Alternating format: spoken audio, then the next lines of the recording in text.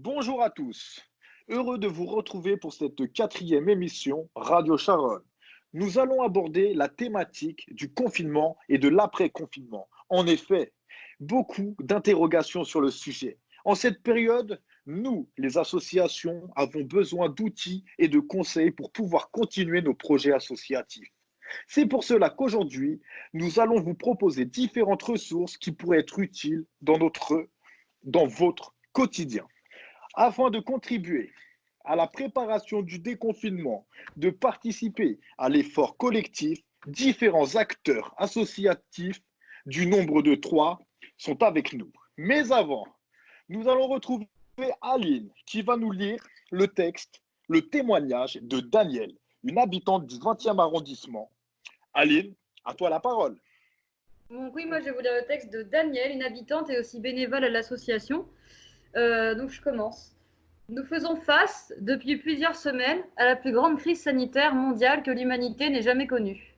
Nous voilà donc, nous, humains, maîtres du monde et rois de la loose, détrônés par une bestiole si petite, si infiniment petite qu'il nous faut trouver l'arme redoutable pour une mise à mort rapide. Nous sommes donc en guerre, une guerre qui engendre une crise, et crise qui sème la panique sur la planète Terre. Les grands stratèges de ce monde se sont maintes et maintes fois réunis et se sont mis d'accord. Chaque corps étant champ de bataille, chacun livrera sa bataille en s'isolant. Du fait de ce conflit, nous vivons tous confinés. Dehors, tout est mort. Il n'y a plus de crèches, plus d'écoles, plus d'entreprises, pratiquement plus de transport et pas plus qu'il n'y a de médecine ou de commerce à l'exception de ceux dits de première nécessité. La cellule familiale est réduite à sa plus simple expression.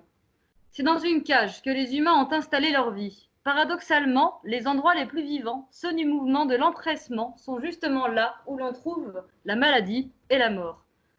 C'est dans ce cadre familial que les individus du monde entier ont installé entreprises, écoles, salles de sport, restaurants et distractions. Mais beaucoup savent déjà que la guerre finie, ils devront faire face à des drames humains. D'ores et déjà, ils ont toutes mes chaleureuses et solidaires pensées, mais qu'en auront-ils à faire? Ce ne sont que vaines paroles, et les applaudissements de 20 heures en remerciement aux infirmières ne valent pas mieux. Ce n'est que divertissement et mascarade.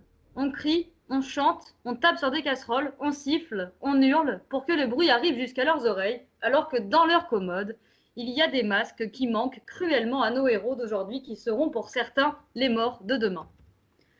Il est temps de se retrousser les manches, d'agir dans les solidarités, s'occuper des plus âgés, proposer son aide et secrètement, tout au fond de notre conscience, remercier toutes ces discrètes petites mains anonymes de ceux et celles qui travaillent dans l'ombre, la peur au ventre, pour nous, et qui sont si nombreux. Chaque soir, au journal télévisé, l'on égrène le chiffre des malades et des morts à l'hôpital dans les EHPAD. Les nouvelles de ce genre sont, bien sûr, c'est évident, toujours tristes et l'on mesure l'horreur des drames qui se jouent. Mais la vie de chacun reprend le dessus, nous livrant à notre égoïsme mutuel. La mort, aujourd'hui et pour beaucoup, est virtuelle, et tellement virtuelle que nous n'aurons plus bientôt à nous déplacer pour enterrer nos proches. Place à la mort sur écran totalement dématérialisé, dépourvu de toute humanité.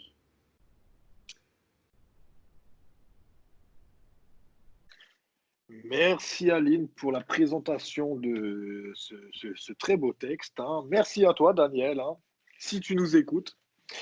Donc, est-ce qu'il y a peut-être des réactions, des questions? Quelqu'un veut rebondir sur ce texte?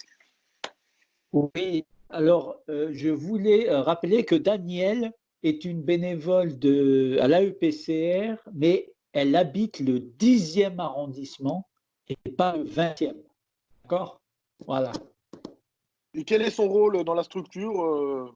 Si Alors, tu peux nous elle donner est quelques mots. elle est bénévole depuis 2005 à l'AEPCR. Elle était avant bénévole dans d'autres structures, hein. Elle nous a rejoint en 2005 et elle, donc, elle s'occupe du groupe 3 alphabétisation, très présente, 1 à 2 fois par semaine, très présente et puis elle apprécie beaucoup la relation sociale, le lien avec les habitants du 20e. Voilà. Un grand merci à Daniel.